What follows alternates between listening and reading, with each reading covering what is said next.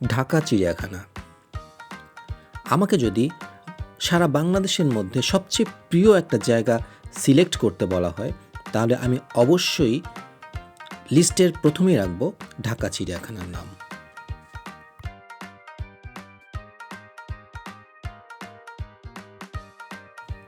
আমরা সপরিবারে ঢাকা চিড়িয়াখানা বেড়াতে এসেছি, যদিও এটা আমাদের প্রায় 22তম ঢাকা চিড়িয়াখানা ভিজিট এবং আমার নিজের একার জীবনে প্রায় 56তম বার পরিদর্শন। অর্থাৎ আমি এখানে নিজে একা এসেছি 56 বার, পরিবার নিয়ে এসেছি 22 বার। আপনার কাছে খুবই বিস্ময়কর মনে হবে বিষয়টা। আসলে আমি বারবার এই ঢাকা চিড়িয়াখানার আকর্ষণ উপেক্ষা করতে পারিনি এবং যখনই আমরা বেড়াতে যাবার কথা বলেছি ততবারই ঢাকা চিড়িয়াখানার নাম উঠে আসছে এবং প্রায় প্রতি মাসেই আমরা গিয়েছি ঢাকা চিড়িয়াখানা। মাঝখানে করোনার দিনগুলোতে কিছুটা সময় ছিল যে আমরা ঘরের বাইরে বেরোতে পারিনি, সেই সময়টা বাদ দিলে প্রতি বছরই প্রায় 4-5 বার আসা হয়েছে এখানে। দর্শকদের আকর্ষণের কেন্দ্রবিন্দুই হচ্ছে বাঘ এবং বানর দেখার জন্যই মানুষ যেন চিড়িয়াখানাতে আসে।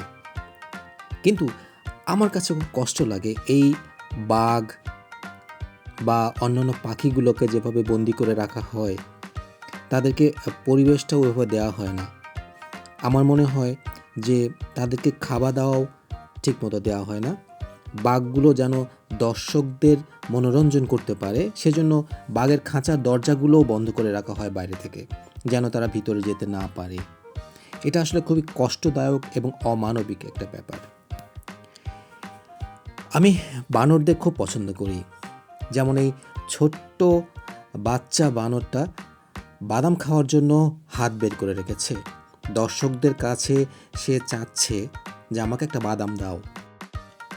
আমি তাকে আমার ঠোঙা থেকে প্রায় সবগুলো বাদামই খাইয়ে দেই, যদিও কর্তৃপক্ষের নিষেধাজ্ঞা আছে কোনো পশু পাখিকে খাবার দেয়া। তারপরে আমি জানি যে বানর যেহেতু বাদাম খায় এবং এই বাদামগুলো ভালো, সেজন্য আমি তাকে বাদামগুলো খাওয়ালাম।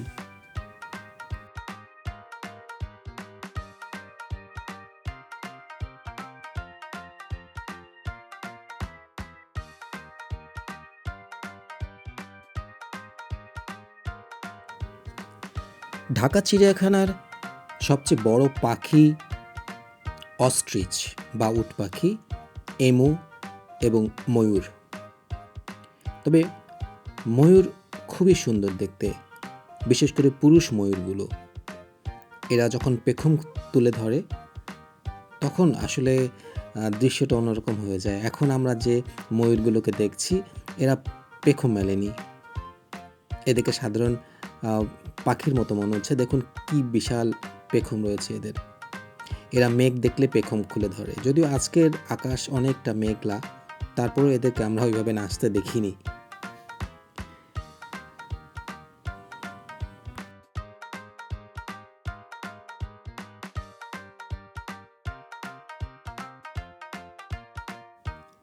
ঢাকা চিড়িয়াখানার উত্তরে একটা দ্বীপ আছে যার নাম উৎসব দ্বীপ। এই দ্বীপের যাওয়ার যে ব্রিজটা আছে, এই ব্রিজটা সবসময় তালা মারা থাকে। আমার খুব প্রিয় জায়গা এই জায়গাটা। বহু বছর আগে আমি যখন প্রথম আসি, এই জায়গাটায় আমার সন্ধ্যা হয়ে গিয়েছিল। আমি এখানে চুপচাপ বসেছিলাম প্রায় 2 ঘন্টা। কেন যে বসেছিলাম সেটা আমি জানি না। তারপর থেকেই এই ভিতরের দ্বীপটা আমার প্রিয় জায়গা হয়ে গিয়েছিল। তখন এই দ্বীপের দরজাটা খোলা থাকতো, আমি একা একা সেই দ্বীপে গিয়ে বসেছিলাম। আজ পর্যন্ত আমি এই দ্বীপটাকে ভুলতে পারিনি। যখনই আসি এই দ্বীপের সামনে এসে অনেকটা সময় কাটিয়ে যাই। অসংখ্য কাঠবিড়ালি আছে এখানে, যেগুলোকে আপনি দেখতে পাবেন ডালপালায় দৌড়দৌড়ি করে বেড়াচ্ছে।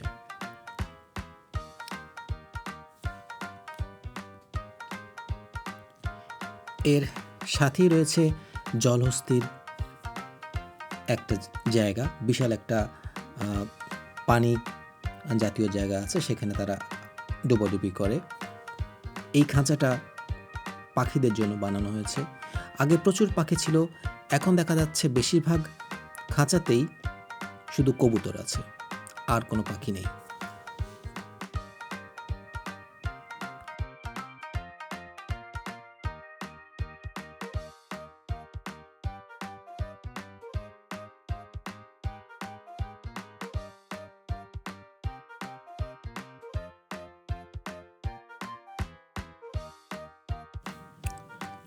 ঢাকা চিড়িয়াখানায় আসলে আপনাকে প্রচুর হাঁটতে হবে, হাঁটার যোগ্যতা থাকতে হবে।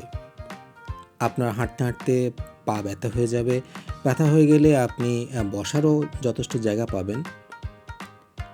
ঢাকা চিড়িয়াখানায় অসংখ্য পাখি দেখতে পাবেন, নানা ধরনের পাখি, কথা বলা পাখি, শঙ্খচিল, কুড়বাজ, ভুবনচিল, তিল্লবাজ, সার্পেন্ট, এরকম অনেক পাখি আপনি দেখতে পাবেন। আর এই গলা লম্বা জিরাফগুলো আপনাকে প্রচুর আনন্দ দেবে।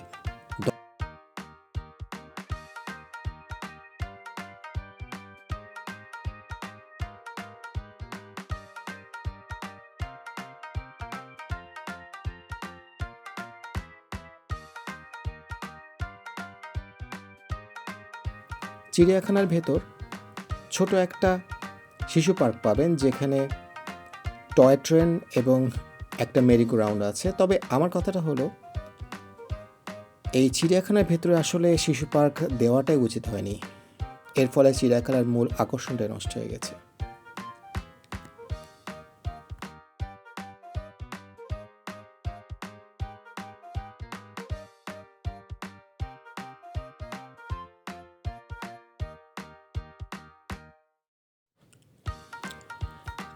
এই নিঃসঙ্গ হাতিটাকে দেখুন, তার পায়ে মোটা শেকল লাগিয়ে এই শীতের সন্ধ্যায় একা একা ফেলে রাখা হয়েছে এই মাঠের মধ্যে। যদিও দূরে আরেকটা হাতি আছে, কিন্তু তারপরও একে এভাবে শেকল দিয়ে একা একা দূরে ফেলে রাখা উচিত হয়নি। আসলে এগুলো প্রাণীর প্রতি অমানবিক আচরণ। দেখুন কত মোটা শেকল এর পায়ে পেঁচিয়ে রাখা হয়েছে। আজ চিড়িয়াখানা থেকে বেরোতে বেরোতে আমাদের সন্ধ্যা হয়ে যায়। শীতের সন্ধ্যা খুব দ্রুত আসে। মনে হলো এটা বোধহয় আমাদের শেষ চিড়িয়াখানা দর্শন। সন্ধ্যা হয়ে গেছে,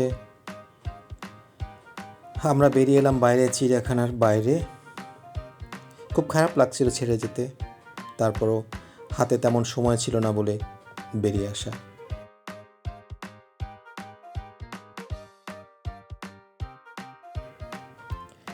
আমাদের গাড়িটাকে এটা সামনে যে পার্কিং লট আছে সেখানে পার্ক করে রেখেছিলাম। আমরা চলে যাচ্ছি, আবার হয়তো ফিরে আসবো সামনে কোনো দিন। সেই সময় পর্যন্ত ধন্যবাদ সবাইকে।